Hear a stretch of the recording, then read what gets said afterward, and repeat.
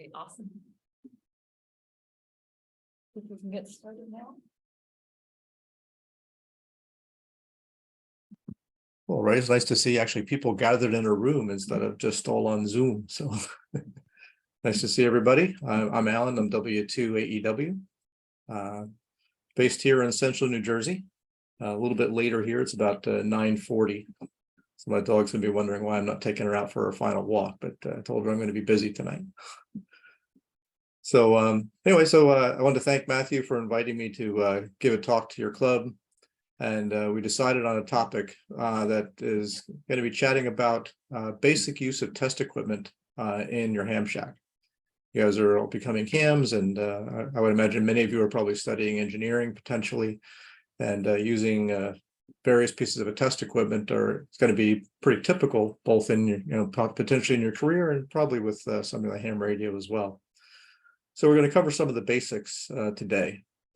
As we go along here, if you have any questions at all, please stop me. We could either throw them in the chat, or we could stop me. We could deal with questions as we go through here, because really this talk is for you and not just to listen to myself talk. So with that, let me share my screen. Unless anybody has any remarks, we can get started.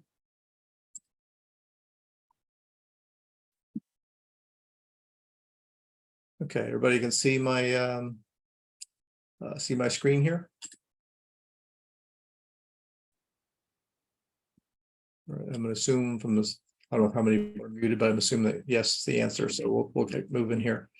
So again, just practical information about test equipment in the shack, but it's really not just in the shack. It's really just test equipment in general. And obviously we don't have time to cover, all different types of test equipment.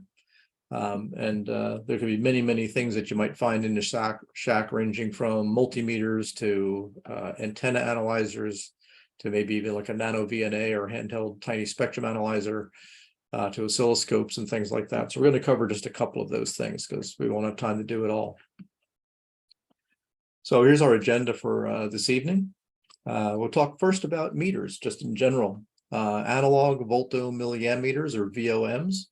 Talk about what they are, some of the tips and quirks about those things, and why I think everybody should have at least one.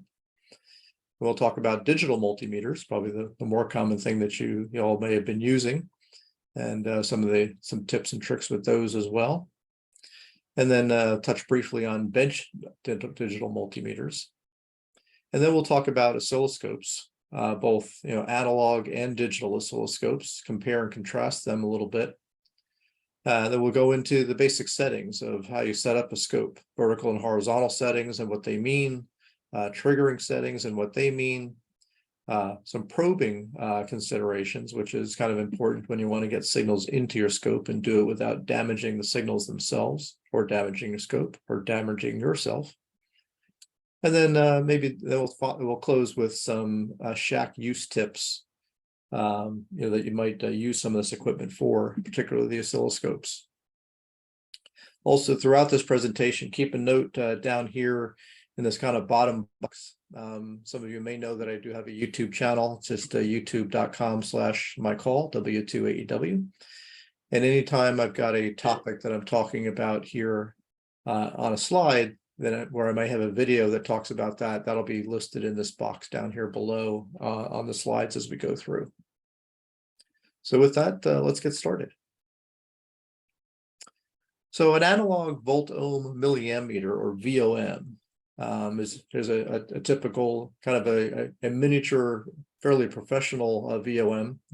This triplet 310, a classic's been around a long time. Let's talk about some of the operational features. For the most part, just about all analog VOMs essentially have a manual range selection. So like for DC volts, this one's got a selection for 3 volts, 12 volts, 60 volts, or 300 volts full scale, etc. Unlike some of the DMMs, which are oftentimes auto ranging. The VOMs are almost exclusively manual range selections. So the range determines the scale. Obviously, where this is set right now, it says ohms times 1. So I would use a scale here that goes, it's just going to be this linear scale on the top, ohms. And it'll read, in this case, from 0 to about 20K ohms full scale. There's separate scales oftentimes for AC and DC voltages because the meter will react a little bit differently for those two. So we can see that the black set of scales in this particular meter says AC and DC, so they actually use the common scale, but the AC current scale is scaled a little bit differently. You can see that the mid-range is not quite standing straight up like these other ones are, just because the meter is going to react a little bit non-linearly. So again, you have to kind of consult the meter face. Oftentimes you'll see that the AC and DC voltages might have different scales on them as well. So you have to pay attention which one you're going to use. The scales have tick marks, obviously. Oftentimes, for the most part, the tick marks are going to be graduated. There'll be 10 kind of minor ticks between the labeled larger tick marks. So it just makes it easy to say, okay, this is 50. That means that that's going to be, 25, et cetera. And you're just going to go take this divided by 10 oftentimes. Now, the other thing you've got to look out for here is something called parallax error. Because the meter needle itself isn't sitting right down flat on top of the meter face, there's a little bit of a distance there so it can move without scraping. That means that if you look at the meter from an angle, the meter pointer will line up at a different tick mark than if you looked at it straight on. So you do have to be careful of that when using an analog meter, that you're looking straight down on the meter face. Many meters will actually have what's called a mirrored scale. There'll actually be a mirror as part of the scale here. And so that if you're looking straight down on the meter needle and right down straight on the face, the reflection of that, the backside of that needle will lie right underneath it, so you don't see it. So that'd be looking like in this case here, we're looking straight down. Where if you're looking at an angle, you would actually see the meter's backside reflection. So that's your indication that you're not looking straight down on the meter. So you kind of adjust your viewing angle so you're looking straight down on the meter, and therefore can tell what tick mark the needle is lined up with. So not all meters have the mirrored scale, but if it does have it, it's there to help you to avoid a parallax error when you're reading how the meter works. Now, oftentimes volt-ohm meters will have multiple connections on them, okay, that are just rather than just a plus and a minus, and they'll all have different functions. Some of them will have ranges and functions that have their own connections. Okay, so if you're going to measure at a higher range, you use a different set of connections than if you're measuring at a lower range, for example. So it could be high voltage and current might have their own separate jacks. There may be special ranges to use. I will talk a little bit about that. This particular meter is a kind of an infamous VOM, the ubiquitous Simpson 260. It's got a pin called output. Well, does that mean it's outputting a signal there? No.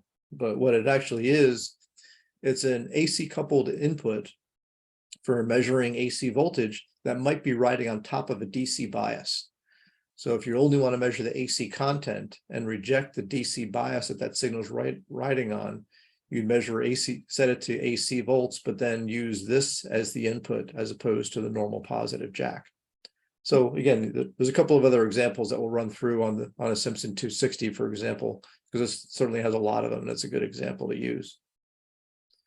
So some other special connections, for example, and they're indicated not only by the labels underneath the jacks, but also oftentimes by kind of a subset of letters underneath, some of these settings. You can see there's a 500 volt setting, 250 volt setting, 50 volt setting, but like this one says microamps underneath, this one says 1,000 volts underneath, this one says 1 volt. So here's how you use all of that. So let's say I want to measure current on the 10 amp range. I'd use these two jacks, the minus and plus 10 amp range. And this scale, which says 10 milliamps, in the little sub range says 10 amps. So on the Simpson, the little sub, indicator down on the bottom indicates you're using the special jacks.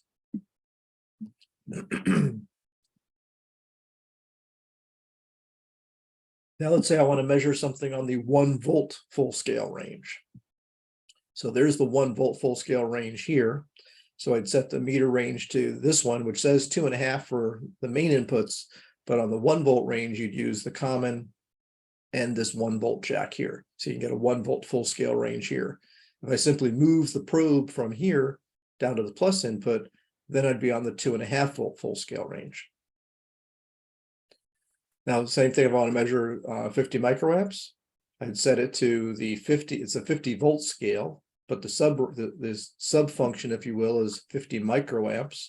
And I would be using this 50 microamp input jack and the common down here. And similarly, measuring on the 1,000 volt range, we'd go to this 500 volt scale, 1,000 with the special jacks, and then use these 2 jacks here. So every analog VOM, will likely have some of these types of special jacks that are accessed by putting the switch in the right position and putting the probes in the right jacks. So it's just something to learn with the analog VOMs that you might come across. Now let's talk about loading considerations, right? Because an analog VOM is not ideal. It may present some load to the circuit that you're measuring. So let's consider what does this nomenclature mean on the front face of the meter.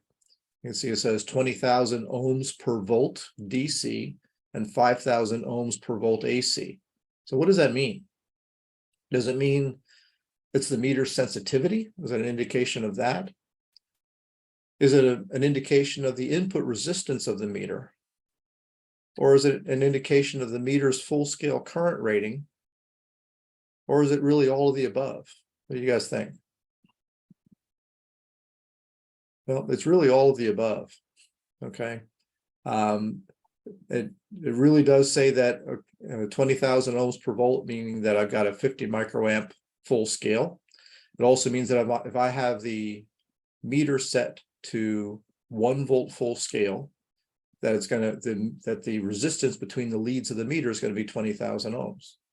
If I have it set to a 10 volt full scale, then the resistance presented by the meter is going to be 200,000 ohms, 200,000 ohms or 200K ohms. So you essentially multiply your range setting by the ohms per volt setting to get what the meter's resistance is going to be. Okay, and so that's how you determine the meter's resistance. So it is B. Now, obviously, the larger that number, the less current it takes to move the meter. So it is an indication of the meter sensitivity. And essentially, it does give you what that full scale meter movement is, okay, for the meter movement itself. Now, some meters will have as low as 1,000 ohms per volt loading. So if you got it on a 1 volt scale, it only looks like a 1K ohm resistor. If you're trying to measure voltage in a high impedance circuit, that the meter might significantly load down the circuit that you're looking at. Now, it's also pretty common that the AC ohms per volt reading or ohms per volt rating is less than the DC ohms per volt rating. So you have to think about that too. When if you got the meter set on one of the AC voltage scales, the resistance presented by the meter, in terms of when you connect it to your circuit, is going to be lower. So most decent or pretty good voltometers are 20,000 ohms per volt or more. Okay, some are 50,000 ohms per volt or more. And low values aren't always a bad thing. And one example for that is, especially on the AC voltage rating, if you've ever done work in domestic house wiring, where you've got 120 volts AC, if you cut the breaker to one of your outlets and you go with your meter to go to measure voltage at the outlet to be sure the power's off, the long wiring that's in your house could actually just pick up, and get energy coupled to it just from other wiring in the house. So if the meter had a very, very high resistance, it's going to measure kind of that stray picked up voltage, even though you're not really connected up to the line power anymore. So if you have a meter that presents a lower resistance, that'll tend to drag that stray voltage down and give you a more true reading of what's there. So that's why, especially on AC voltage readings, having a lower ohms per volt reading is not necessarily a bad thing. In fact, most electricians carry around something called a wiggy. A wiggy is a voltage detector, basically like a little voltage detector probe that they use instead of a meter to measure if a circuit is live or not. And it actually presents a pretty, puts a little solenoid, if you will, across the meter pins. So if there's really a solid connection to voltage, it'll click that solenoid and the thing will vibrate, and you can kind of tell there's voltage there. Whereas if it's just stray voltage, it'll just get dragged down and you won't see anything. So electricians kind of know this trick, if you will, that loading a circuit down, especially when you're measuring like AC power, is not a bad thing because it helps you to not get lied to by the meter. Now, I say analog VOMs, you should always have at least one. And there's a couple of reasons for that. There's number one, that they're cheap, right? You can usually pick them up just for a few dollars, or sometimes for, nickels or dimes at a garage sale or something like that. And they're generally pretty rugged units. There isn't much to them really. And they don't take any batteries. And I've got an asterisk there because the only time you need batteries in an analog VOM is if you're going to use that VOM to measure resistance. And usually if I'm going to measure the resistance of something, I'm going to use a DMM. I'm not going to use the VOM. So if you don't put batteries in it, you never have to worry about batteries leaking and causing damage in the meter. And there's nothing to maintain. It just pick it up and it works. So that's a nice thing about these VOMs. I keep one in my car, so I always have one in case I need to troubleshoot something in the car or something like that. And I can just leave it in there for years. I don't have to worry about batteries going bad and leaking and causing damage. So now, the main reasons why I like using VOMs or like having VOMs around is that they're really perfect when you want to monitor or adjust or tune a circuit and you're just looking for a trend. Like if I'm making an adjustment to a circuit, is that voltage or current going up or going down? Is it moving up or down? Am I reaching a peak, or am I reaching a trough or a valley in the response of what's going on? It's a lot easier and more intuitive, I think, to watch a meter movement move up or down than to try to watch the numbers on the DMM count up or down, try to figure out, is it really increasing or decreasing? Also, the analog meter itself has some inertia to it. So if you've got a signal that's varying in amplitude pretty wildly and back and forth, the analog meter is going to kind of damp that out and give you a bit of a mechanical averaging, as opposed to a digital multimeter, which can just throw you a jumble of numbers. So there's a lot of good reason to have an analog meter around because of the way it responds and the intuitive feel you get by looking at it and to see what's going on with your circuit. So what this means, though, is with analog meters, they make you think, right? Okay, I've got to think about what jacks I'm going to use, what scale am I going to be on, which scale am I going to read, make sure I'm looking at in front of it properly. But in my mind, that's a good thing, right? I mean, sometimes we need an excuse, to actually turn our brain on and think a little bit. And analog VOMs make you do that. So to me, that's a good thing. After spending, close to 40 years as an engineer, thinking is a good thing. So let's talk about handheld digital multimeters, or DMMs. And they're typically called DMMs instead of volt-ohm milliammeters, because oftentimes they'll have more functions than just measuring voltage, current, and resistance. Now, most of them are what are called 3.5 digit. So what does that mean? Okay, what that means is that I've got 3 digits that will count, 0 through 9, and then 1 digit that's in either 1 or 0. And that's what they mean by 3.5 digit. You can argue that's really 3.1 digits, right? Because the only digits is this one is not moving nearly as much, but that's what's called a 3.5 digit DMM. Now, some of them will have a digital bar graph on them. You can see this digital bar graph down below here that is intended to try to take the place of the analog meter movement, like on a VOM.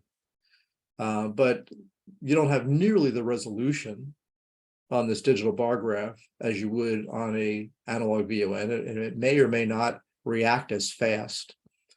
And it also, if the meter kind of goes through auto ranging, that analog bar graph will change meanings if this meter changes from a 1 volt full scale to 10 volt full scale because your voltage was increased. All of a sudden this bar graph kind of steps back to a different spot and starts counting again. So, but it does have it and it can be helpful, but to me, it doesn't completely take the place of an analog VOM in terms of that function. Now, some of these handheld DMMs are going to be geared towards things like electrical and appliance work, where the voltage ranges and things like that are going to be more geared towards industrial electronics type of work, and power wiring and that type of thing. Some of them might be geared more towards electronics work, where they might have some more lower voltage scales, lower current scales, and things like that. So if you're in the market for one of these, you just want to make sure you get one that, kind of matches up with the typical things you're going to be using it for.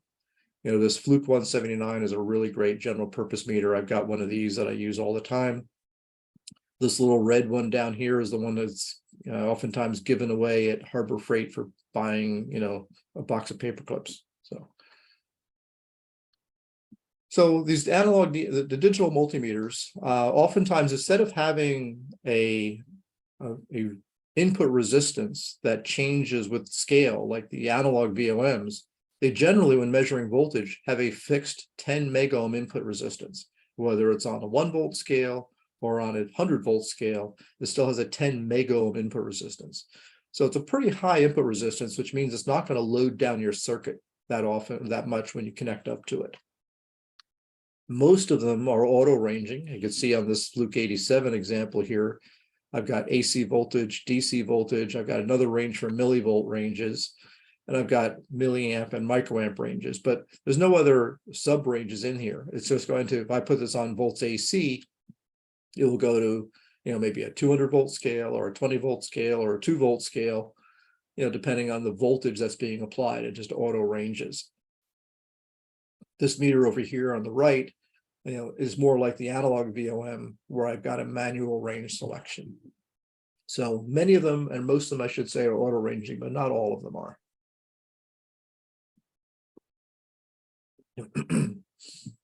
So all you really need to do is set the mode and use the correct jacks, and that's it. So not as much thinking involved.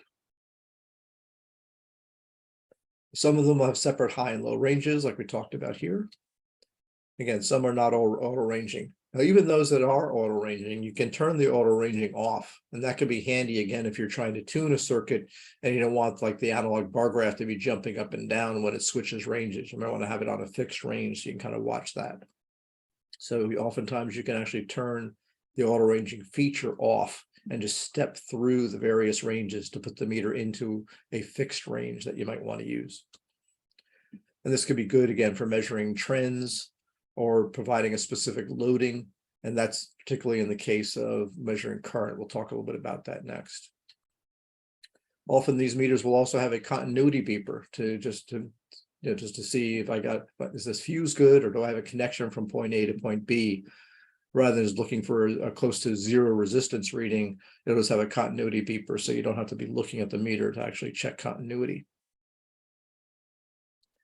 And DMMs will oftentimes have special functions that you won't find on analog VOMs. So some will measure frequency, typically not up to very high frequencies, certainly not RF. Usually it's up to about audio frequencies, 10 or 10 kilohertz at the most, or sometimes a little more, sometimes less, oftentimes less. But they can measure frequency to at least some range.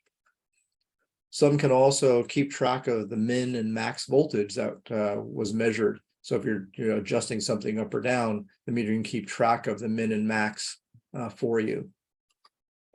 Some can automatically kind of measure the forward voltage of diodes, just by applying a fixed current through the diode and measuring the forward voltage drop. Some can measure capacitance. Some can measure temperature with a temperature probe. Some can measure bipolar transistor current gain, or HFE. It's like this meter over here. It's got a socket for NPN and PNP transistors, and it can measure the forward current gain of those transistors. One measure of whether the transistor is actually working or not. And then oftentimes you can set these meters up to measure delta or relative measurements. So if I got some nominal voltage, I can turn on the delta mode, and then the meter will read just the difference from that nominal value.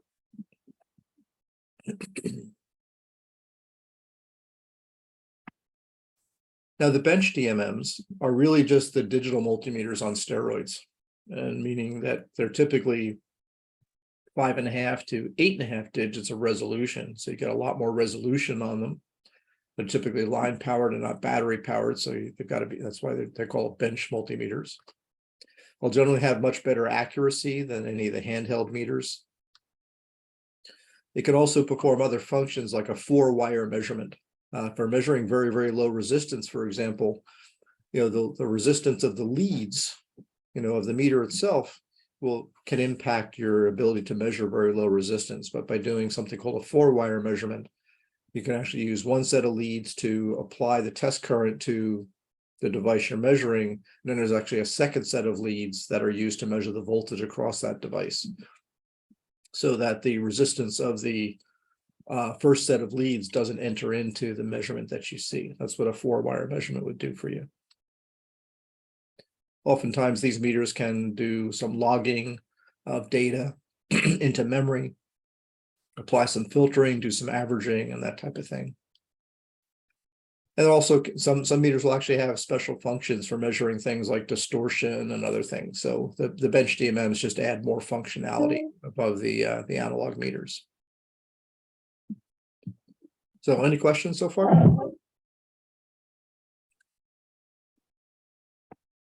Okay, we'll keep going on.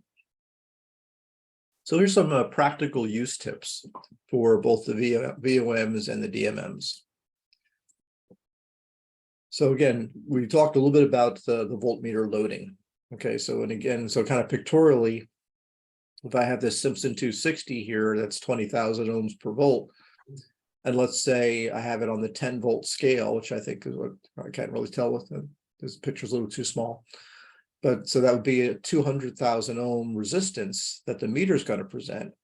But if I use that to measure the voltage across this 1 mega ohm resistor, well, that's like putting a 200K ohm resistor in parallel with 1 mega ohm. And now this circuit's going to behave quite differently because it doesn't have a 1 mega ohm resistor here anymore. It has something a little bit less than 200K ohms. So you have to think about that loading that the meter might place on your circuit. So it's particularly important if you're trying to measure, very high impedance circuits, because that's where analog VOMs will present a load that might not be insignificant. Again, on the VOM, it does depend on the range. On the DMM, that resistance looks more like 10 mega ohms. So it's not going to nearly be as detrimental in measuring voltages and things like that, because it may not affect the circuit nearly as much. Now, the other one you got to think about sometimes is when measuring current is something called the ammeter burden voltage. When you measure current with either a DMM or a VOM, the meter gets placed effectively in series with the circuit that you want to measure the current in. But it doesn't look like 0 ohms. It doesn't look like a short circuit. It actually has some resistance.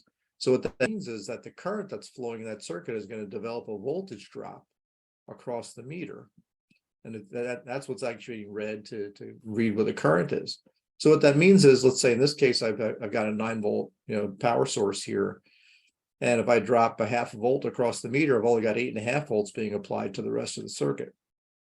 Now, it may not matter so much, for a 9-volt powered circuit or a 12-volt powered circuit, but if you're working on low voltage logic, like a 3.3 volt circuit or a 2.5 volt circuit or a 1.8 volt circuit, the burden voltage from the ammeter could be significant.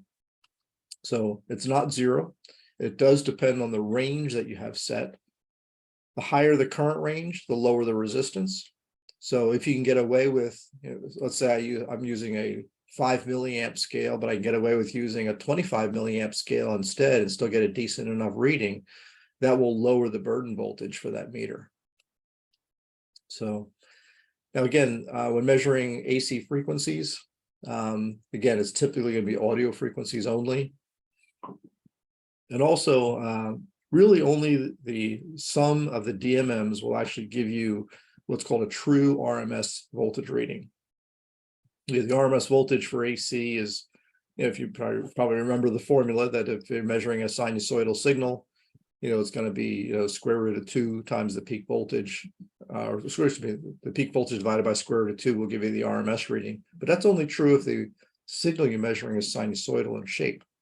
If it's non-sinusoidal, then that factor of 0.707 or 1 over 1.414 is not valid anymore, and the meters are going to give you an incorrect AC voltage reading. Some digital multimeters are what are called true RMS readings, where they'll actually use other techniques to actually give you the actual RMS voltage for AC. So again, just keep that in mind if you're looking for a DMM that you're going to use for general purpose electronics work. It's a good idea to get one that is rated as a true RMS meter.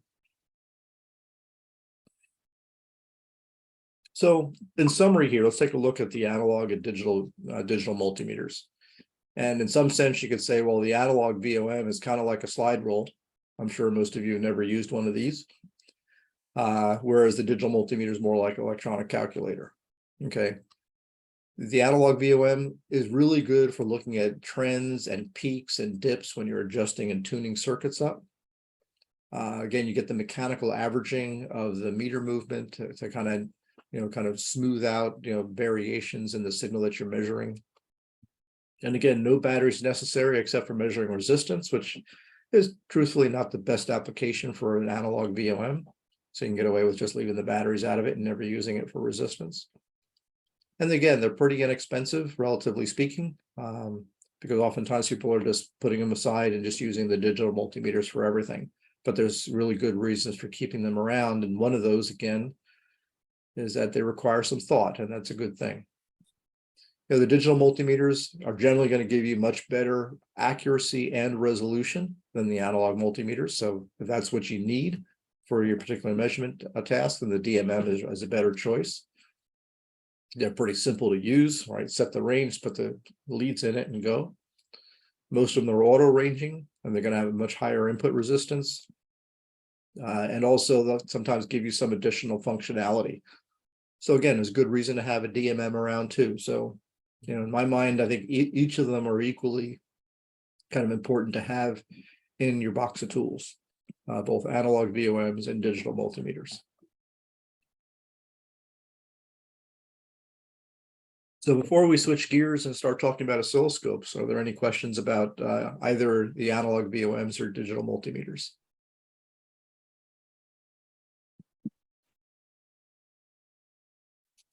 Alrighty, so let's kind of switch gears a little bit here and talk about oscilloscopes. And obviously the first question you often get is, do we want to go analog oscilloscope or digital oscilloscope? And again, let's kind of start a little bit with the compare and contrast of these, right? The analog scopes these days are generally inexpensive because by and large, you're going to find something used. It's probably going to be 20 or 30 years old. And people have oftentimes just switched to using digital scopes. So the analog scopes are just kind of sitting around, and oftentimes you can get them pretty inexpensively. But especially if you're starting out, it's a nice way to get, you can get professional grade analog oscilloscopes these days for very little money, compared to what they cost 20, 30, 40 years ago. So it's really a good time to be looking for an analog scope, because you can find something that it's got some really nice capability pretty inexpensively. Now, the digital scopes can be expensive. You can kind of get into the digital scope world for, $300 or so to get something even new, kind of like an entry level type thing. But you can get, even spend much less than that even on a used analog scope. Now, the analog scopes are going to give you kind of an instant response because there's no signal processing that's going on, no sampling or anything like that. Input voltages, effectively directly drive the beam, on the scope screen. Where the digital scopes can have a little lag, particularly if you're involving using a lot of acquisition memory and things like that. Okay, whereas you get that nice instant response with the analog instruments. From an RF standpoint, from a amateur radio standpoint, if you're using a scope to monitor your transmitted output, looking at the RF envelope, the analog scopes are really great for that. They do a really nice job because of the intensity grading that you get on the CRT and things like that. So we'll talk a little bit more about that a little bit later. Where RF envelopes on digital scopes can be a little tricky because it's a sampling system, and you've got to be sure that the sample rate is high enough to oversample the RF signal. But if you're trying to look at the envelope of a modulated signal, you might need to gather a relatively long period of time. So high sample rates and long period of time translates to a lot of memory, and that makes things get a little laggy, which kind of almost defeats the purpose of monitoring the RF envelope. So it can get a little tricky. But again, the digital scopes can store and freeze waveforms, which is great for studying what those waveforms are doing, making some measurements on them. Analog scopes in general don't have any storage. There are a couple of different types of analog storage scopes that are out there, but they're few and far between compared to most analog scopes. So you can almost safely say that in general, the analog scopes don't give you any storage unless you take a picture of the screen with your iPhone. Now, of course, the digital scopes can do automatic measurements. It can measure, voltage and frequency and rise and fall times and things like that. The analog scopes generally don't have any measurements. Sometimes they'll have cursors you can move around to kind of make some measurements manually, but most analog scopes don't have measurements built in because there's no digitizing or storing of the waveforms. Now, the digital scopes oftentimes will have an auto set button. Now, I've been known to call that auto set button the WIMP button, meaning if you don't know how to drive, get out of the seat. Okay. I'm not a fan of using the auto set button because you don't know what the scope is going to do and what decisions it's going to make. I'd much rather have you learn how to use the scope and how to set the controls properly rather than have the scope try to guess and maybe guess wrong in terms of what it's going to do. Now, of course, the analog scopes don't have an auto set button, so you have to think. You can kind of sense a theme here. I'm a fan of thinking when it comes to doing electronics. So there's good reason for the analog scopes and a good reason to kind of put a piece of black tape over that auto set button and not use it. Years ago, before I now work for a test equipment company, I work for Tektronix, but years ago, but when I had a real job and I was a user of all this equipment, and the sales guys would come in with their latest and greatest scope, and they'd go to set something up, and they'd attach a probe, and they'd hit the auto set button, and I'd tell them they were hitting the WIMP button because they didn't know how to drive the scope properly. So let's first talk about the analog scopes, the cathode ray oscilloscope. Okay. And the heart of it is a cathode ray tube, which is essentially like an old TV picture tube, where we've got an electron gun that's shooting a beam of electrons toward the screen that's coated in phosphor, and where that electron beam hits, it lights up and makes the phosphor glow. And there's a set of deflection plates, vertical deflection plates and horizontal deflection plates that move that beam. Generally, the horizontal deflection plates move the beam kind of at a rate that you determine from the front panel, and the input voltage that you apply drives the beam up or down. So the screen effectively becomes a strip chart recorder for voltage variations over time. So you've got, kind of a block diagram of a basic analog oscilloscope. I've got, my input signal coming into the vertical amplifier that goes through and drives the voltage across these vertical deflection plates, which is going to pull the beam up or down. And then internal to the scope is a sweep generator that moves the beam, from left to right to basically help you trace out the voltage variations over time. The screen itself, again, it's kind of like, it's basically a piece of graph paper. So it's kind of like the scale on your analog multimeter. It's broken down into divisions. The major divisions are, typically the large crosses, typically 10 divisions horizontally, oftentimes either 8 or 10 divisions vertically, depending on the scope. And then there'll be subdivisions, or there's usually 5 subdivisions per major division. Okay. And the reason we divide these up, when we start talking about using the scope, we will set the sensitivity of the scope in terms of, say, volts per division. And we're talking about kind of the major divisions here, not the little minor tick mark divisions. So on the analog scope, there's a set of controls that are basically just part of the display system. And these will be things like intensity, which is how bright the beam is on the screen, focus, how sharp that beam is. Oftentimes there'll be a trace rotation because the beam is deflected internally magnetically from these deflection plates. That means wherever, when I put the scope on the bench, whatever the static magnetic field is from either the Earth's magnetic field or other things that you've got laying around on the bench, that might cause the trace on the scope to be tilted and not lined up horizontally with the horizontal gradical. So the trace rotation is there so you can correct for that and flatten the trace out so it lays parallel to the horizontal traces when you don't have horizontal lines on the gradical when you don't have a signal applied. Again, depending on the scope, those controls will generally be grouped together, but they'll be in different spots.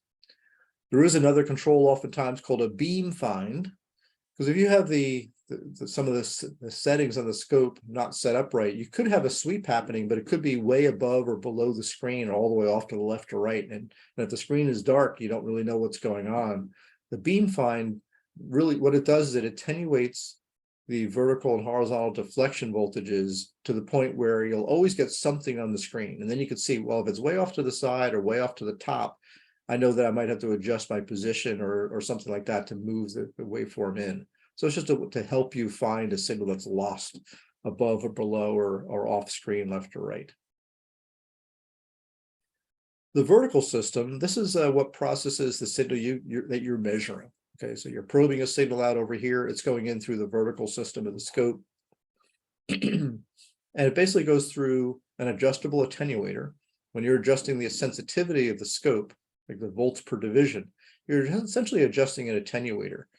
Because generally the way the scope is set up, it'll have a fixed gain preamp to drive to the final amplifier to drive the vertical plates. And then to adjust to get different scales, we just change the level of the signal going into the preamp. Doing it this way is a lot easier than designing a preamp that has got variable gain. So if I adjusted volts per division, rather than adjusting the gain of this amplifier, I use a fixed gain amplifier and adjust the level of the input signal going in. And that again, if you got a scope that's got a wide bandwidth, it's a lot easier to design a preamp at a fixed gain to have a fixed set of performance, rather than have an amplifier that has a variable gain, but the same transient performance over wide gain variations. So typically the structure is like this, with a variable attenuator and a fixed gain preamp. That's kind of what's going on behind the scenes. So you'll have a volts per division control to control sensitivity, a coupling control to either AC or DC couple the signal in, and then a position control to move that beam up or down. Okay, this is what some of those controls look like. So here's just a couple of examples. Here's a volts per division control. Here's a volts per division control to control sensitivity. Same thing down here with this one here. And again, it's often called the vertical attenuator, as I described earlier.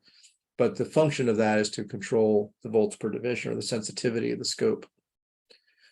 Now, you may find older, what I would call service grade scopes that don't have a calibrated volts per division on the front end. And you can usually tell that because they'll generally have an input attenuator setting times 1 times 10 times 100, and then a variable vernier control for gain. So again, these were common on some of the very inexpensive service grade scopes. But these days there are so many more professional grade scopes that have got calibrated vertical scales that just stay away from a scope that's got these vernier controls without a calibrated scale, because you can find something probably for the same money that has got a nice calibrated control. Now you also notice, for example, and it's printed on this knob here, it says VAR. What this allows you to do is to actually come out of the calibrated, like 5 volts per division or 2 volts per division, 1 volt per division, and just vary the amplitude. So if you needed to make the waveform on the screen just some arbitrary size, and you didn't really care about having a calibrated thing, this VAR control allows you to adjust to get something in between the calibrated settings. And generally rotating that VAR knob all the way clockwise until it clicks puts you into the calibrated voltage scale.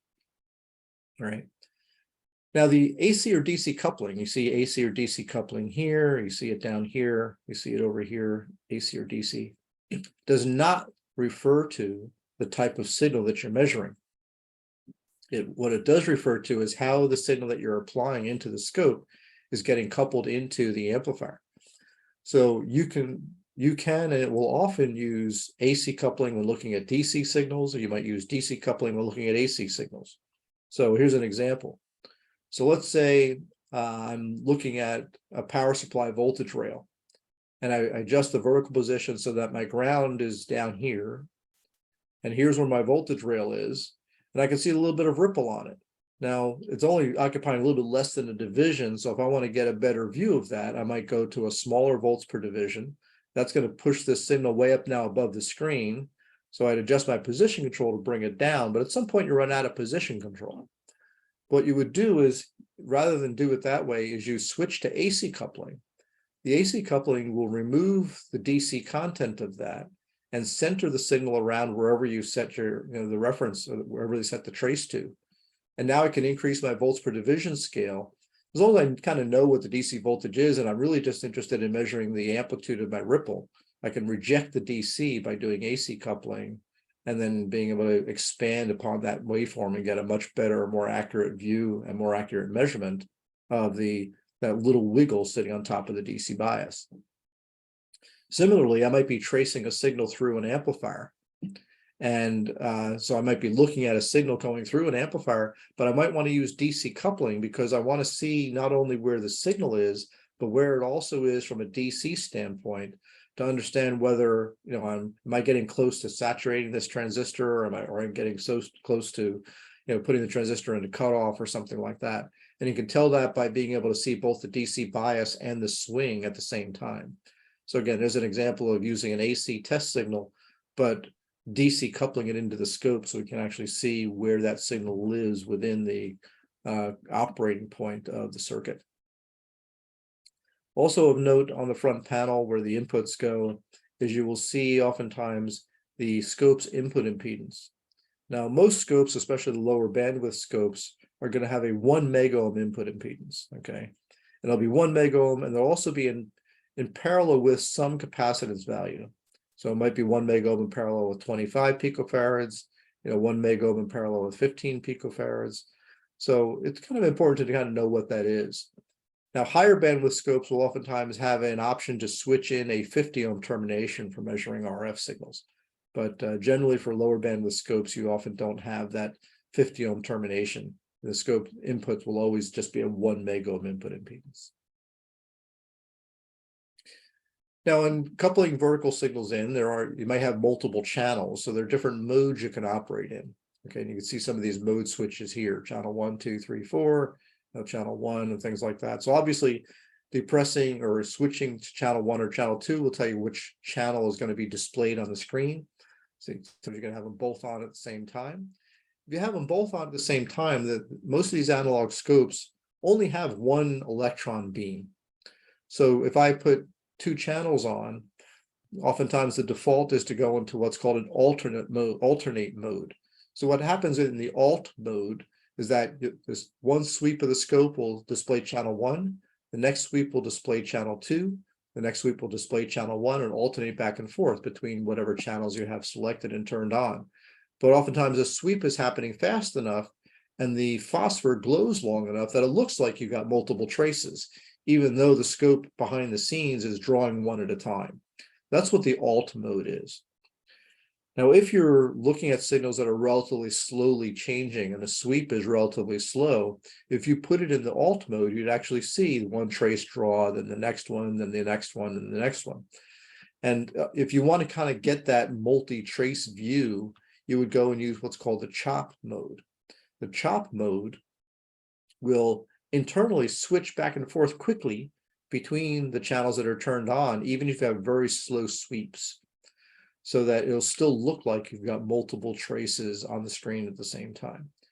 So really your choice of using alt or chop depends on how quickly you're moving that beam across the screen.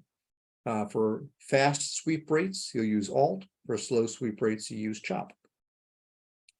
Now, you also at times will see an add mode where I can take 2 channels and add them together. It may not be that useful, but where it becomes useful is combining it with the invert function. So I could take channel 1 and add it to the invert of channel 2, which is the same thing as subtracting it, like doing channel 1 minus channel 2.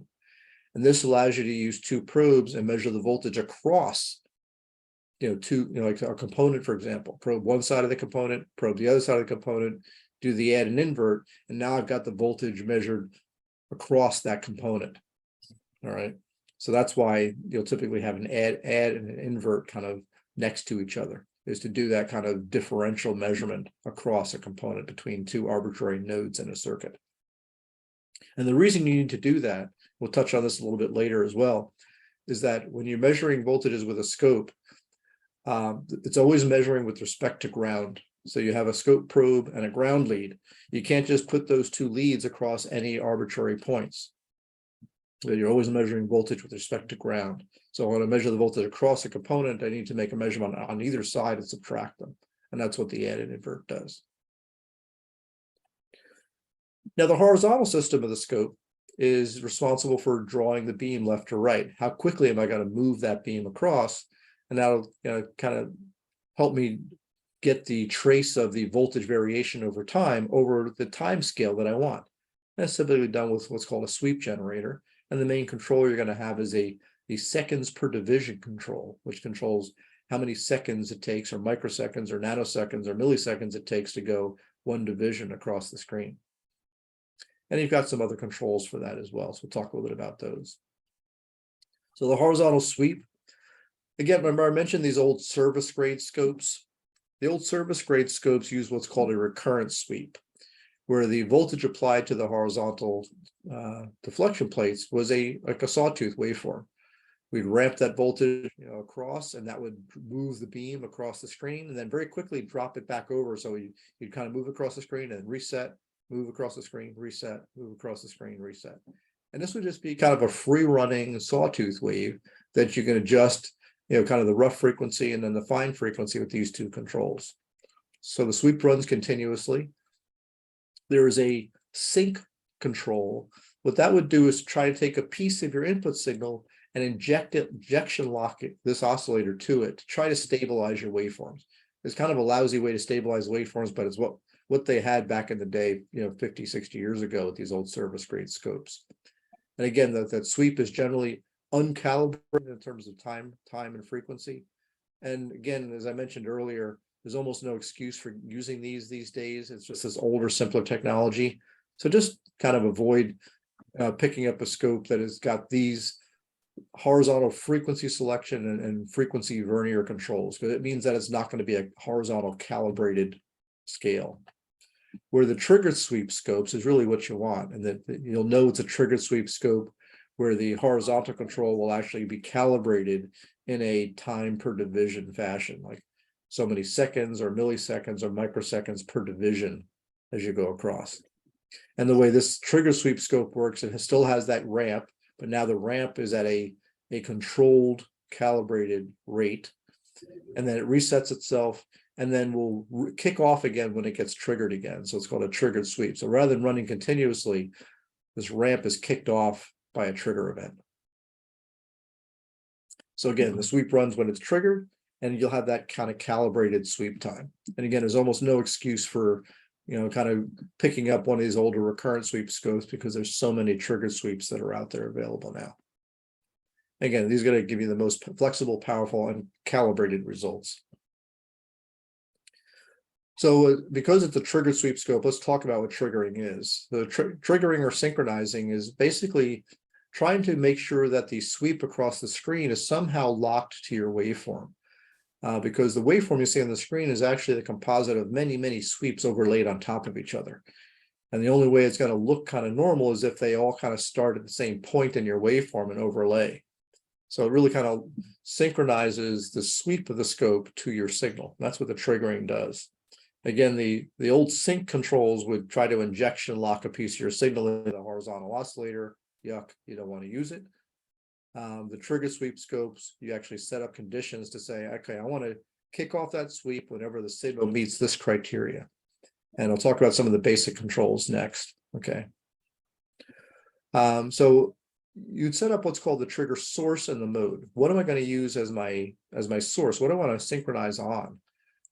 Most often you're going to be using what's called an internal trigger. And what that does is it's going to take the signal that you're applying to your vertical input and pipe that also into the trigger circuit so that we can kick off the trigger at some certain, at certain point within your waveform and make that consistent.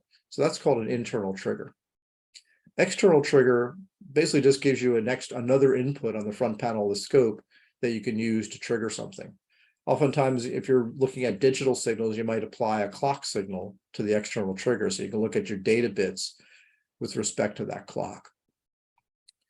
Oftentimes, the scopes will also have what's called a line trigger. And what that does is it connects the trigger circuit to the AC voltage line. So if you're looking at things like ripple on a power supply, things that might be tied to the 60 hertz line voltage, that gives you a convenient way of triggering the scope to the line frequency, the AC line voltage. So once I select the source, then I want to set the mode. So one of the common trigger modes is called auto. We'll talk about that next, of what it is and what it isn't.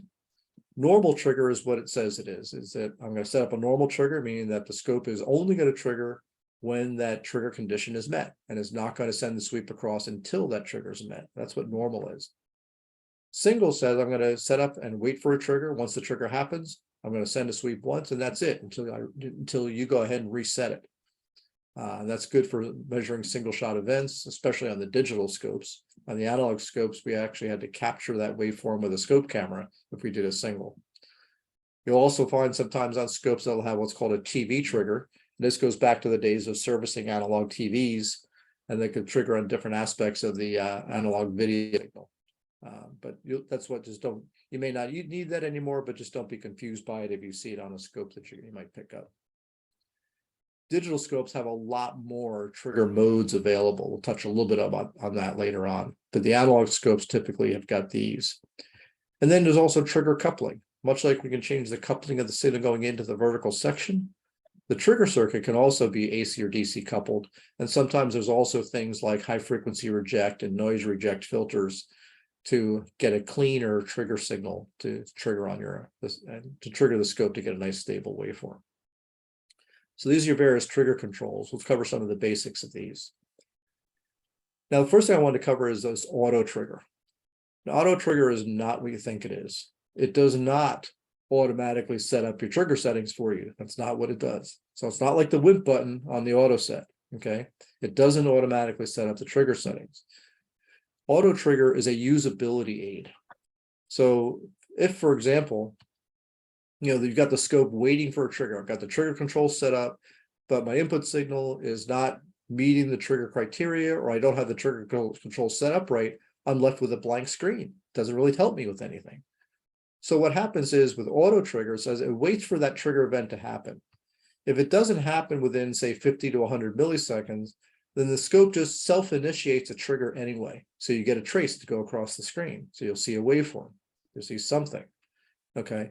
Then you can tell by looking at that, oh, well, my signal's over here or over there. Then it might give you some insight on how to adjust your trigger settings to properly trigger on the signal. So it gives you a live waveform to monitor, to look at, to see what's going on so you can properly set up the trigger. That's what auto trigger does. It's a self-triggering thing for when your trigger settings are not set up right, or your input signal is not meeting the trigger criteria. So again, it puts that trace on the screen even when the trigger isn't properly set up. So if you're looking at a waveform that feels like it's rolling or unsynchronized, it could be that you're seeing auto-triggered sweeps and you're not actually triggering on the signal itself. And it just means you might have to fine-tune your trigger settings to stabilize that waveform. So the most common trigger that you'll be using is something called an edge trigger, and there's a couple of set of controls for that. You can set up to trigger on the rising or falling edge, meaning, say I've got a waveform coming through here. Triggering on the rising edge or positive slope says I'm going to trigger when my signal comes up through the threshold voltage that I set up. So I've set the level here. I can say I got this level set to some positive value. So it's something above, say, the center of the screen. Okay, so say right here. And I've got this positive slope set up. So now I'm triggering this waveform each time it swings up through that voltage, going up, from going below it to above it. That's a positive slope. So each time I get a new trace, it's whenever that waveform crosses that threshold going in positive. So that's the positive slope. Now, if I simply flip this switch to the negative slope or falling edge, now I'm going to trigger at that same voltage but only when the signal is now falling through that point, going from above it to the below it. So that's what the slope does. The level control, you can see I've rotated the level control from positive to negative. So now I'm triggering on a voltage that's below center of the screen or below the reference level. But then the slope works the same way. So we can see we've changed the voltage, the voltage we triggered on from up there to down here by rotating this knob. We set the direction by changing the slope. And this is simply called an edge trigger. And I would say probably 90% of the time you're going to use a scope or more, you're doing a simple edge trigger on the scope to stabilize your waveform. So let's compare kind of analog versus digital scopes. The discussion we've had before up to this point is really focused on analog scopes. A lot of the concepts apply to digital scopes as well, but there's some unique things about the digital scopes and analog scopes don't possess. So let's just talk about that. So again, the analog scopes were really all the controls are helping us to control the voltages that are going to the vertical and horizontal deflection plates to move that beam around on the screen. The digital scope, we've got basically the same front end, okay, but now that's where things get different. We digitize the signal, take snapshots of it with an analog to digital converter, throw all the data into memory, and process that to the display. Okay, there's no direct connection, if you will, from the analog signal to moving a beam. We're basically just taking pictures of it like a motion picture and storing that into memory and then building the waveform on a computer display, basically. So here's kind of the basic block, very simplified block diagram. The front end of the scope will be very similar to the analog, but then we digitize the signal and everything after that is just processing. Same basic front end. The input is sampled through this analog to digital converter. So now I'm storing numbers that represent the voltages over time into memory. Okay, the trigger system is looking at that data all the time. So now the trigger, rather than kicking off a sweep, what we're doing is we're looking for that characteristic we set up for the trigger, and that's going to determine what data we actually store into memory. Okay, all the processing is done on a sampled data signal. So here's a kind of an arbitrary analog waveform, and what we're doing is just taking snapshots of it, taking snapshots at some sample rate. Okay, so many, maybe 100 megasamples per second, or 500 megasample per second, or a gigasample per second. Excuse me. So that determines the interval, the time interval between the sampled waveform points that are going into memory. Obviously, the faster the sample rate, the faster we fill up memory. So that's one of the things you've got to consider with the digital scope is sample rate and memory. So these three things, sample rate, memory depth, and horizontal scale, are all related, of course, right? So the amount of memory I need to store a waveform is going to be determined by the sample rate and the acquisition length. If I need to capture a waveform that's a total of a millisecond long, and I want to sample it at 100 megasample per second, that's going to tell me how much memory I'm going to use to store that waveform in memory. And this is one of the issues where I mentioned earlier, if I want to look at the RF envelope, of a modulated RF signal, that envelope might be varying at audio frequencies, but the RF could be at 14 megahertz or 30 megahertz or 150 megahertz. So I've got to have a sample rate that's fast enough to oversample that carrier. But if I want to capture several milliseconds of time, then I've got to need a lot of memory to go do that. Okay. Now, once I could be storing data into memory, I might have, 1 million points or a 10 million point waveform memory that I could store data into. But obviously the display is just an LCD display. It doesn't have 1 million or 10 million or 100 million pixels across the screen to build that waveform. So something has to happen between the waveform data points that are stored in memory compared to what's displayed on the screen.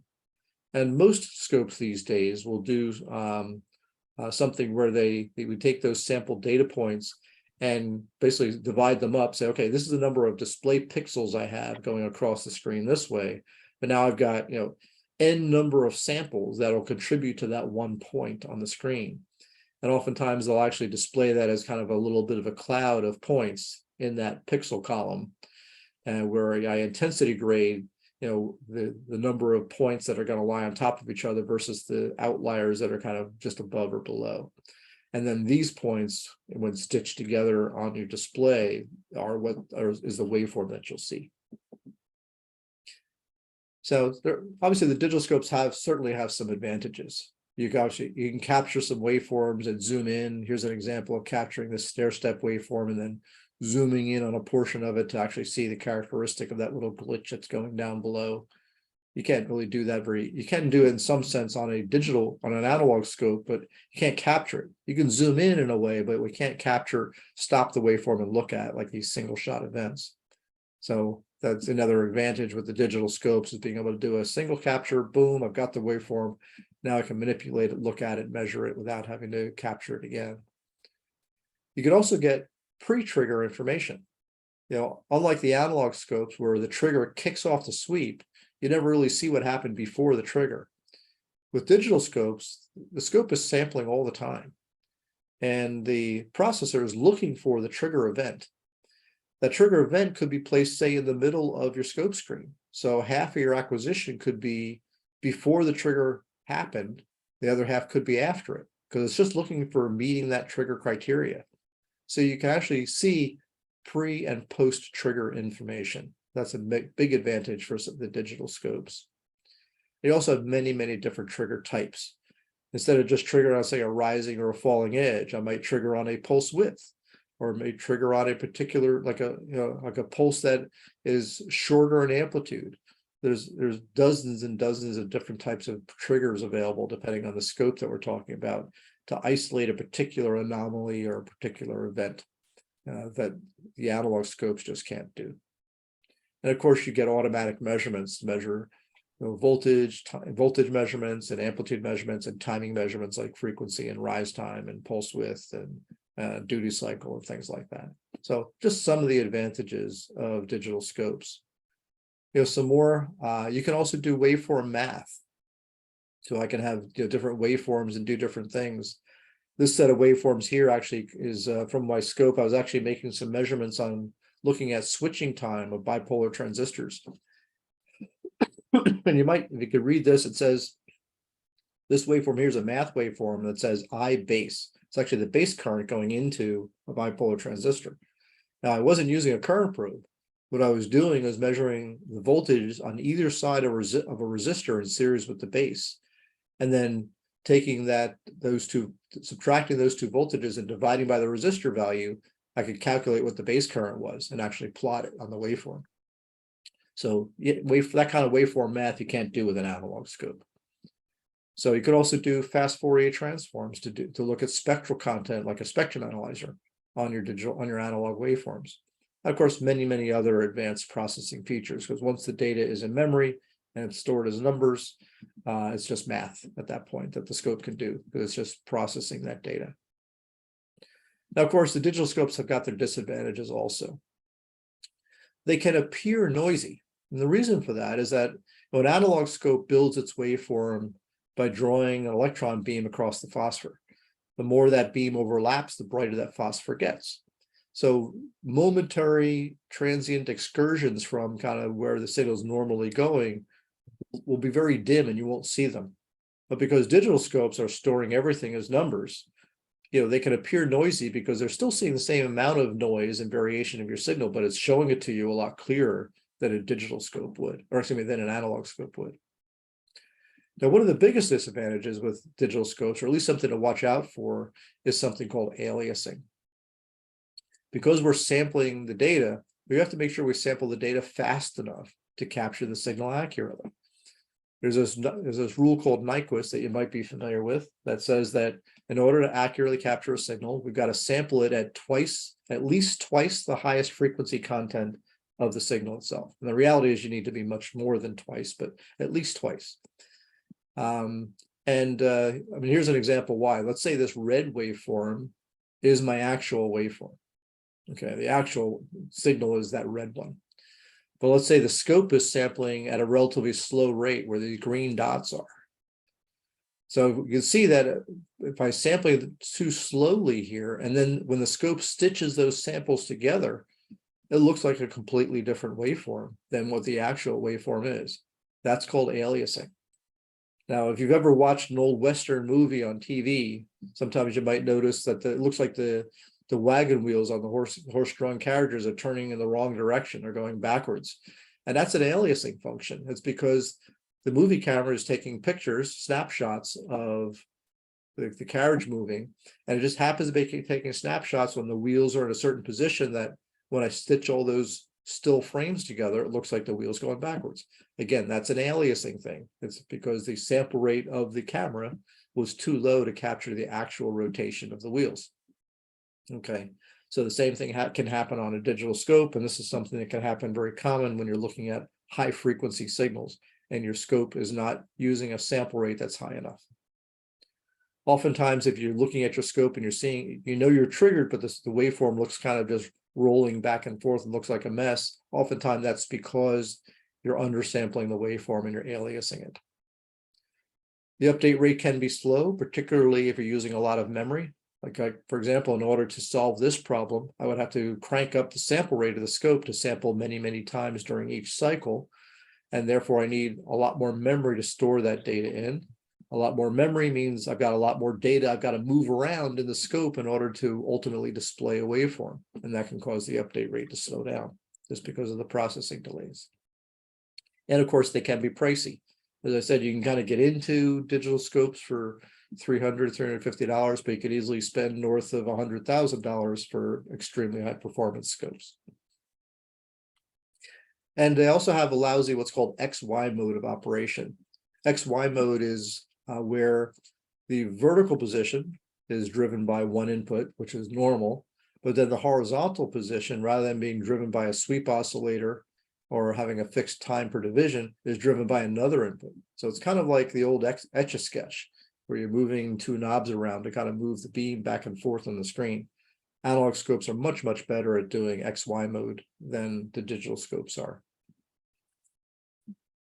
Now, in order to get signals into the scope, we got to talk about probes. And why do we want to use them? Well, we want to connect the signal in. We also want to minimize the amount of loading that we're putting on the circuit. And the vast majority of probes you'll use are passive probes, either 1x or more commonly 10x probes. We'll talk about those in a moment. But then there's also different specialized probes, like active probes that actually have little FET amplifiers inside the probe tip to minimize loading and extend bandwidth. And there could be current probes, high voltage probes, differential probes, and others. But the most common probes you're going to be using are going to be these passive probes. Now, again, this is to emphasize something I mentioned earlier, scope probes versus the leads on a DMM.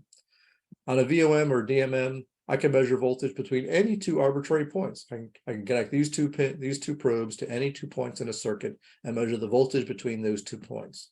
So it's completely floating and differential measurements between any two arbitrary points. The oscilloscope, on the other hand, is not like these VOM and DMM probes. You essentially have one side that is ground. This is connected to ground in the scope, which is connected to the ground lug of the plug that's plugged into the wall. So that's always ground. You can't just connect this to any arbitrary point in the circuit, because if you do, it's just like shorting that point to ground. So typically that's always just connected to ground, and we're measuring voltage with respect to ground.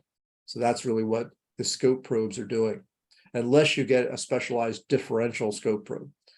Most cases you don't have that, so you're using these single-ended probes, and that's why, again, why we have that add and invert functionality, so that we can measure voltage between any two arbitrary points by probing both of those with two probes and doing the add and invert. Or on the digital scopes, it's just channel 1 minus channel 2, for example. Again, let's talk a bit about the passive probes are typically called 1x or 10x. 1x probes are simply just a direct connection to the scope input. Okay, so it's just an extension of the BNC connector on the front of the scope. And they're good for low frequency measurements, typically below 100 kilohertz, sometimes below a few megahertz is where you can get away with using 1x probes. But you have to think about the fact that the 1x probes are going to have a fairly high capacitive loading, where the scope itself might have 20 picofarads of loading. The probe itself and its cable might add an additional 80 picofarads to that. So you might have as much as 100 picofarads of loading that the circuit is going to see when I connect the probe. Now, for low frequency circuits or low impedance circuits, that may not matter. But if you're probing an RF signal, like you're probing maybe the IF chain through a transmitter or receiver, for example, that 1X probe could excessively load that circuit down with the capacitive loading, and it might be a problem. And typically these 1X probes are limited to just a few megahertz of bandwidth, and that's it. Even if you got a 100 megahertz scope, the 1X probes are only going to take you out to about a megahertz, certain things are going to start rolling off. 10X probes were designed to essentially help fix that problem, so you can get the full bandwidth out of your scope. And they basically isolate the scopes and probe capacitance with a 9 megohm series resistor. So if you think about it, the scope, as I mentioned, always got a 1 megohm input impedance. We stick a 9 megohm resistor right at the probe tip. Now, all this 100 picofarads loading that we're seeing through the probe cable and the scope is on the other side of a 9 megohm resistor. So the circuit is not really going to see it. So it helps to lessen or to make the loading much, much less intrusive on the circuit that you're measuring. So along with the scope input, now the other downside though is that now with this 9 megohm resistor, I get a voltage divider, 9 megohm here, 1 megohm at the scope input. So the signal gets cut by a factor of 10, and that's why it's called a 10x probe. And it's called 10x because what it'll do is it'll take whatever voltage scale I have and I'll multiply it by 10.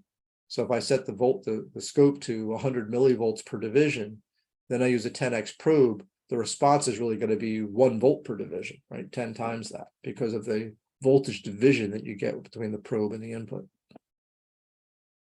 So the good thing about 10x probes is that they reduce the effective capacitive loading, gives you all the bandwidth back. The bad thing is we need compensation on these probes. We'll talk about what I mean by that next. So let's take a quick look at a very simplified model of this capacitive, this 10x probe. So inside the dashed line here, this is the scope input. This RN is typically 1 meg. This capacitor, again, 15 to 20 picofarads. That's what the input impedance of the scope looks like. Then I've got a coaxial cable right here that's connecting up to my probe tip over here. And I've got this 9 megohm resistor. So that 9 megohm resistor forms an RC low pass filter, right? At very low frequencies, the voltage division is just determined by that 9 megohm resistor and this 1 meg resistor. But as the frequency goes up, the impedance of this capacitor starts getting less than 1 meg. So now I've got this RC low pass filter between the 9 megohm resistor and this capacitance. So it's going to roll off my signal. So I just lost my bandwidth. So the way to get around that is that a capacitor is placed in parallel with this 9 megohm resistor. So now what happens is at low frequencies, the 10x voltage division occurs due to the resistor values. As the frequency goes up, the 10x voltage division is controlled by these capacitor values. Now, this capacitor here has to be made adjustable because not all scopes have the same input capacitance. So we need to adjust that 10x ratio on a scope by scope basis. And that adjustment is called compensation. A properly compensated probe will display, like a 1 kilohertz square wave as a perfect square wave. Now, 1 kilohertz square wave is kind of neat because it's got a relatively low frequency in terms of the 1 kilohertz, but all of the steep edges that you have contain high frequency energy at odd harmonics. So you can use this to help drive or to adjust probe compensation. In fact, the scopes themselves will have a probe compensation signal on the front panel you can connect the scope to for the purposes of adjusting the compensation of the probe. So what you're doing is you're adjusting this capacitance value here. And if you're undercompensated, like this capacitor is too small, then you're going to see the effect of this RC low pass filter, and you're going to start rolling off those edges. If the capacitor is too large, meaning that at high frequencies, I'm going to have less than a 10x voltage division, then the high frequency energy is going to get coupled more. I'm going to see less than a 10x division, and I'm going to start seeing overshoot. So what you do is you adjust this capacitor value until you adjust between these two extremes and wind up with a perfectly looking square wave. Now you've flattened the response of this probe on your scope, and it'll give you an accurate voltage reading over the bandwidth rating of that scope and probe combination. So again, most scopes will have this calibration signal right on the front panel just for this purpose. Now, the other thing you've got to consider, especially when looking at higher frequency signals, like we do at RF, is this probe ground connection. That ground lead looks like an inductor at high frequencies. So that inductor in the return path for the probe is going to affect your signals. It can distort signals and things like that. So here's an example. You want to keep it short. So if you're measuring very high frequency signals, oftentimes if you pull off this witch's hat off the probe, the little spring-loaded hook, you'll see this little coaxial ground ring around the probe tip. And the probes will also come with, or you can even make a little spring adapter so you have a very close ground, so that now I've got maybe a quarter inch or a half an inch of ground lead length versus 4 or 5 inches of ground lead length. That reduces the inductor. Let's see the effect of that. So here's measuring a relatively fast digital edge, from a square wave with a 5-inch ground lead length. And I see this kind of ringing and distortion that's going on up here at the top of the waveform. That's all due to this ground lead inductance ringing along with the input scope capacitance, the probe capacitance. So you put L's and C's together, you create a tank circuit, and it can ring at a certain frequency, and that's what we're seeing.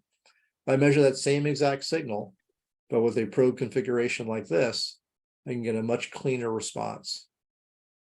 Okay, using that little 1/4 inch long ground lead versus a 5-inch long ground lead.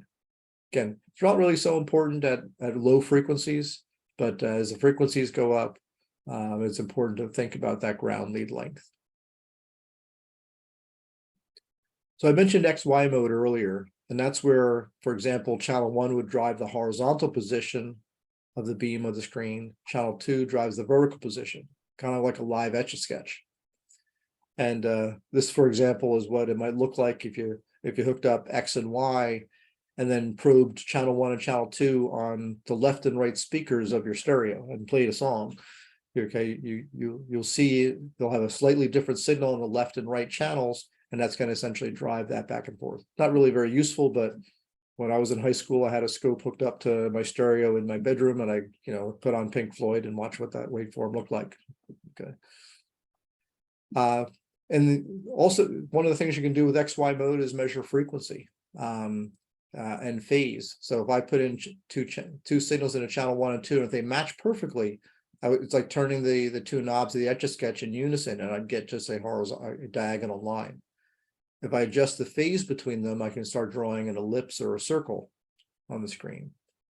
If the frequency is changed between channel 1 and channel 2, you can start drawing these multi-lobed waveforms. And by counting the lobes, you can figure out what the frequency difference is between the two. Now, more commonly, you might do another application for XY mode is something called a curve tracer, where I would apply, say, a voltage to a device and measure the voltage across that device and measure the current through that device and plot them with respect to each other. And that's what's called doing a curve trace, to plot what's called a VI curve. Okay. And so for like a diode, for example, will have an L-shaped VI curve, right? And when it's reverse bias, there's no current flowing. When it's forward bias, there's current flowing. So you get this kind of L-shaped curve. Resistors will look like a slanted line. Capacitors and inductors will look a bit like an oval because you get a phase shift. Opens and shorts will look like vertical or horizontal lines, for example. The simple little, it's called an octopus curve tracer. Now, a more complex example is, let's say I'm working on, like a radio receiver, and I'm trying to align, the IF filters in that radio. I might have a sweep generator that's generating a signal that's ramping in frequency from low frequency to high. And then I'll have that ramp output drive one of the inputs of the scope, and then have the output of my device I'm testing drive the other one, and actually can plot out the frequency response of that filter by doing that. Okay. So again, we go back to that question, do I want an analog or a digital scope? Now, in many cases, a digital scope, truthfully, is better, right? For all the advantages and things that we talked about. Automatic measurements, acquiring data into memory, analyzing the data a little bit more, more flexible triggering, pre-trigger data, all these good reasons for having a digital scope. They're also generally smaller and lighter than the old analog scopes are. But for RF envelopes, the analog scope is better because you don't have to start worrying about the oversampling the RF and getting the envelope and having it, the analog scopes are just better at doing that. At slow sweep speeds, you can actually see the audio so at slow speeds, you want to see the audio, like the modulation of the signal, and the RF gets undersampled with the digital scopes. So here's an example of a signal sideband, RF transmission looked at on an analog scope. You can kind of see the analog voice pattern, if you will. But the digital scope is just kind of blah, right? And you can kind of almost see we might be getting undersampled. It's not going to update as fast. You don't get, oftentimes you won't get the level of intensity grading that you get on the analog scopes for that. Okay. So how about I use some of these scopes in the ham shack, for example? You can use them as a transmit signal monitor, which is what we were just talking about. If you're doing things like digital modes like PSK31 or FT8 or something like that, you can actually look at those waveforms to be sure you're not over-modulating them. You can look at things like amplifier linearity. You could also set up something called a time domain reflectometer to measure coax, to look at coax length or distance to fault or even coax impedance. Obviously for using them for doing circuit troubleshooting and that type of thing, and rig or equipment debug and repair. It's a great tool for that, of course. And of course, and you can even set up circuits to measure unknown capacitors and inductors using a scope. Not the most efficient way of making those measurements, like an LCR meter would be, but it's more fun to use a scope to do that. So for example, we want to monitor the output of our RF transmitter. We would typically use something called an RF sampler. And there's lots of different forms of these. You can make RF samplers to kind of pick off a small sample of your RF signal, either capacitively or inductively. This is also like a capacitive RF tap. You can even use a resistive tap or things like that to pull off a small piece of your RF signal to monitor it. If you have an antenna tuner or a transmatch, you can use an unused antenna port, and it'll generally be enough coupling onto that port to get some signal that you can actually measure on the scope. You could also build yourself or buy a detector or demodulator, which will follow the amplitude variations of the signal. You can actually build one like that would look kind of like this, a little simple diode detector into a capacitor. And by measuring the RF amplitude and the RF envelope together in XY mode, you actually get a measurement of linearity of an amplifier, for example. So again, monitoring the RF envelope, you could look for things like flat topping in like single sideband mode, or are we flat topping the peaks of my signals, for example. If you're looking at PSK31 or some of the other digital modes, again, kind of monitor to be sure that you've got good clean waveform shapes.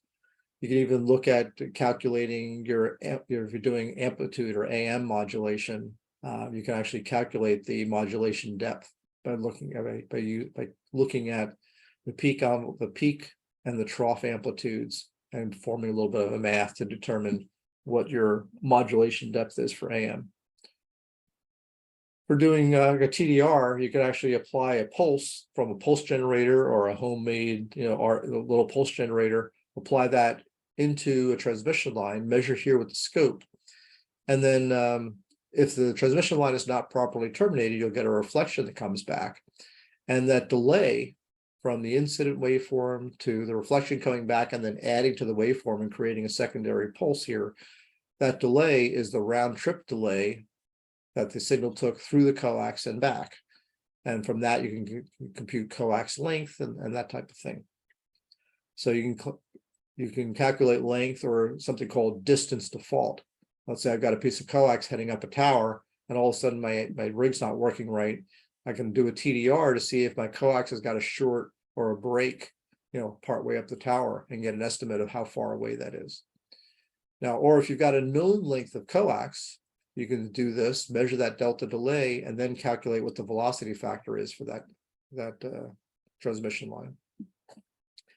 Or if you've apply a variable load resistor at the end, and you vary that back and forth until this reflection goes away, then you essentially can measure that resistance and figure out what the impedance of that coax is. So it's 50 ohm coax or 75 ohm coax. So in free space, signals will travel about 11.8 inches per every nanosecond.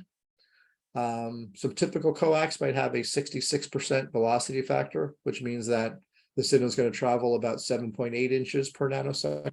So using those numbers, you can kind of figure out the length of a coax by measuring that delta T. I just kind of simplified what those formulas boil down to, but it's really just the delta T.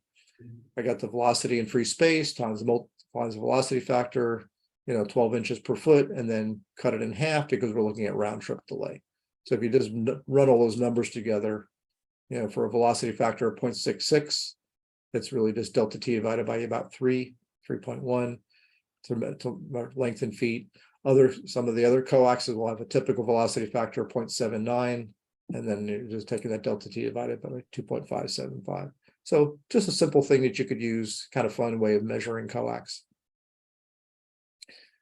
You could also use it to measure unknown capacitors and inductors. Again, if you've got a nice fast square wave, something that you built or use a function generator, for example, if you applied that through a 1K resistor to an unknown capacitor, you can just measure the RC time constant and then from there compute what the capacitor is. Very simple, right? And then if you want to measure an unknown inductor, you can put that unknown inductor in parallel with a known capacitor value, and that will create a tank circuit that will ring at a certain frequency. So I hit it with a fast edge and I'll get a ring out of it. If I measure the frequency of that ring, I can then compute what that inductor value is. Okay. So just more fun things you can do with a scope.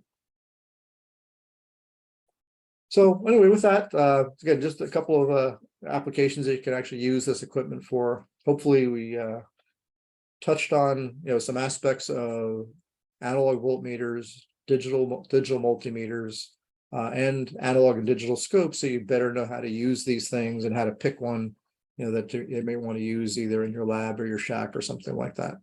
Again, this is just a reminder of my YouTube channel, and if you need to contact me, that's just my email address. You can contact me directly with any questions that you might have. So with that, for everybody that's still awake, if you got any questions, just let me know. Well, round of applause for question.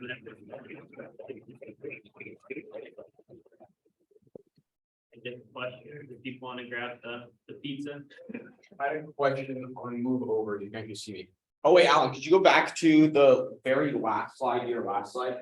Sure. Yep. Let me pop back up here again. And share this and go to previous slide. Yeah. That one here. Yeah. There we go. Okay. What's the 10 microfarad capacitor on the left leg above that one? What's that one doing? Okay, so it's actually a 10 picofarad capacitor. Okay, yeah, sorry, it's far away from me. That's fine. Nope. So what that's doing, what we're intended to do with that is I'm hitting this thing with a fast edge, right? Like a square wave that's got a very fast rise and a fast falling edge. The small value capacitor is only going to pass the high frequency energy down to this tank circuit. Okay. So I just want to, it's kind of like ringing a bell. Got it. Okay. When I ring a bell, I don't leave the hammer on the bell, right? I just hit it. And that's really what the intention is here, is just to hit this tank circuit with a little bit of a ping to excite the resonance of that tank circuit. Cool. That makes sense. Okay. Oh, another little trick with this, if you're measuring capacitors, right? So again, ignore the bottom part of this, just like a 1K resistor, pick whatever resistor value you want, depending on the capacitor value, or the resistor you want, depending on the capacitor value.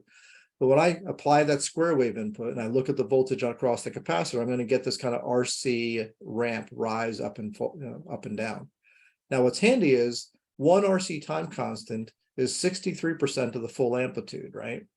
That's what one RC time constant is. So if I use that variable control, okay, the variable vertical scale control to adjust this voltage so it goes to 8 divisions, okay, on the screen, then 5 divisions is 63%. So I adjust this so that the resulting waveform here goes 8 degrees all the way up. And then I look down to where the waveform crosses the 5th division coming up. That's the 63% point. I can look at that distance in time. That's one RC time constant. I can easily calculate from that. Cool little trick. Cool. So you're basically filtering out all of the low frequencies and looking at that unknown inductor. with that. Yeah, that exactly. Yeah, okay. yeah, I'm just banging it with the edges. So if I put, Yeah. so if I just had a resistor here, what I would see is just a little blip for my rising edge and a blip for the falling edge, right? I differentiate that pulse, right? I just see the moving parts of it, not the static parts of it. Okay, so that's a differentiator. So by now putting the tank circuit here, it's kind of like hitting a bell with a hammer, bang, and then you're going to see it ring and then damp out, ring and damp out. But if I measure the frequency of that ring, I can compute the inductor. Cool. Thanks for the explanation. Sure. I did a video on this, see video number 90 right there. Okay. Yeah, I was seeing those at the bottom of all your slides. I was like, I got a lot of videos. I got 360 some odd videos on my channel now. There you go. I'll take that one. But one thing that's handy, actually, let me do that. Let me go and take a look at something here for you. Let me go to, let me get something set up and I'll show you something here. Let's go to YouTube and we'll go to my channel here. And let me keep this from playing. And now let me share this for you here. Let me go and share. Okay, so here's my YouTube channel right here. So it's just youtube.com/W2AEW. If we take a look at about, I've got, you know, there's 23 million views or something like that. And there's, if we take a look at videos, number 366 is the last video that I put up. And it's a back to basics video on the basics of bipolar transistors, NPN and PNP transistors. Okay. There's also a lot of ham radio videos in here. My dog makes an appearance in one of them. But what's handy here is if we look over in this corner right here, you see it says video index file. Got it. If you click on that, it brings up a PDF of all of my videos. Every one of them is linked. Now, the first part of this is just a numeric list from 1 to 366. If you keep going down, then we see where videos listed by topics. So here's videos that have got oscilloscope as the main function, you know, the main topic.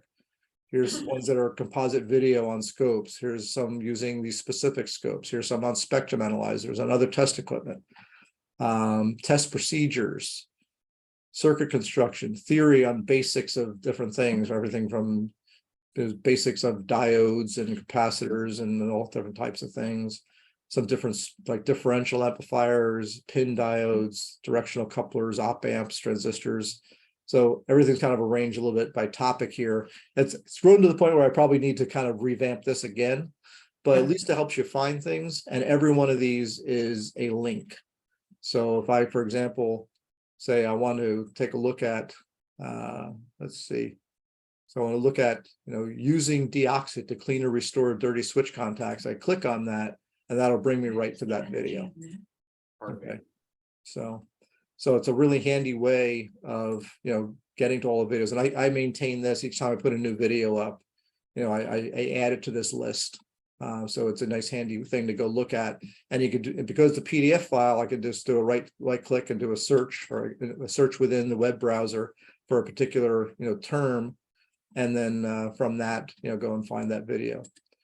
I also have got playlists. So I've got playlists on, like, here's a playlist of all my bipolar transistor videos, all my playlists on the nano VNA and Smith charts. And so I've got a couple of different playlists all set up here as well that can help you find things. Okay. But hopefully, as I hope you'll find some things that you might find interesting there. Again, it's a mix of kind of back to basics topics. Like, you know, I did this one on bipolar transistors a few years ago. I did one on field effect transistors. I've got another one that I've done on diodes, for example. But then I've also got a lot of other circuit videos that talk about, you know, the use of these devices, but I've also got some of these back to basics ones as well. You know, one of my most popular videos is this one right here, the basics of op amp circuits. There's a tutorial on how to understand the operation of just about any op amp circuit kind of intuitively. It's been viewed, you know, almost 750,000 times in 10 years. So I should watch that video. So, but that's a, you know, feel free to take a look. If you have any suggestions of videos you'd like to see, let me know. I can add it to my long list of future video topics. So, Sounds good. Thank you, Alan. okay. All right. Well, I didn't hear any snoring, so that was good. So either you were muted or we did okay. Yeah, no, it was very interesting. I think we all had a good time with that. Great, great. There are some things in there like the scope probes, you have to connect the ground to ground. I've Yep. definitely not done that before. It's been like, yeah, that's not doing what I want it to do. And then you're like, oh, wait, yeah, that doesn't work like that. Yeah, Right. well, yeah, sometimes it's a little bit like if you're working on battery operated circuits, you generally are okay, right? Because you kind of Yeah. put ground wherever you want. But Yep. if you're working on something that's connected to a power supply or a wall outlet, sometimes you can get away with connecting to knock around and not hurt anything, but sometimes it gets exciting and smoke comes out of things and, you know. So, but that's something to be aware of. That's one of the biggest fundamental differences between using a multimeter and using a scope is that you can't just connect that probe to anywhere you want.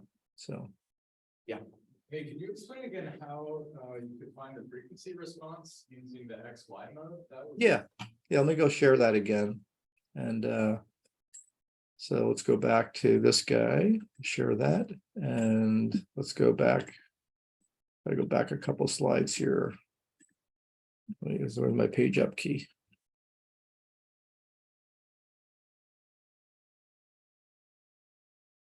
Oh, wait, did I pass it already? So it's the XY mode one. Let's see. There it is. Okay. So in this case, we're using a sweep function generator. Okay, so a generator that could generate an output that whose frequency starts at some low frequency, ramps up to a higher frequency, then resets and does it again. Okay, so it's basically applying a varying test frequency to, in this case, say the IF filter of this receiver that I'm looking at.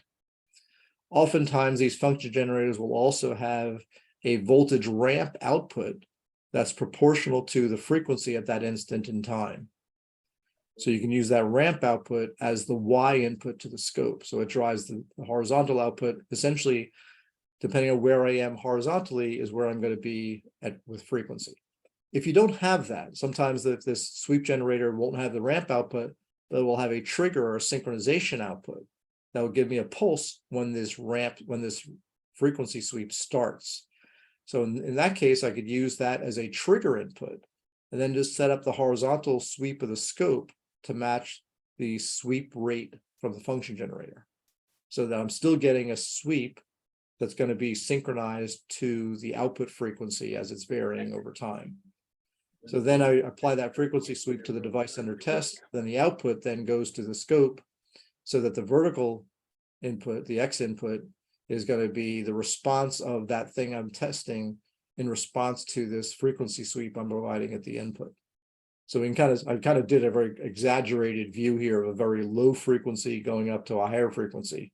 You can kind of see how this circuit, basically doesn't respond to very, very low frequency, which is happening over here, is just being rejected. As we get closer to the passband frequency of this bandpass filter, I'm starting to get more and more signal through it. And then as I get higher in frequency, I'm hitting the spot where that filter is rejecting it again and it goes away. If I plotted the input here, I would just see the total ramp, the low frequency, higher, and higher frequency to the end. But then the filter is bandpass filtering that. So that's just the example I used. Does that make sense? Yeah, that's great. Love that. It's like a live view of your transfer function almost. Yep. So yeah. So if you're building a homebrew receiver or something like that, and you've got some IF filtering involved in an intermediate stage or something, you can sweep it that way, or look at their frequency response of things. You can look at it that way. And there's lots of different things you can do, with using a scope. I actually did a video where I actually used the scope and a little like a resistive Wheatstone bridge to look at antenna matching by looking at the amplitude and phase of the signal in the bridge, across the bridge as the antenna is tuned back and forth, to match the coax. So neat little trick I did with that one too. So, but you can say a lot of it's just because you could visualize things that, maybe you could only visualize in a simulator. You can actually visualize with the scope and actually, kind of really apply that to real world applications.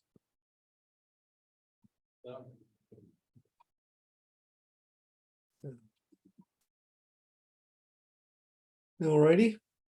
How was the pizza? It's fantastic. It's not New Jersey pizza, so I don't know. We'll see. Oh, yeah. Go ahead and stop the recording now. I like your scope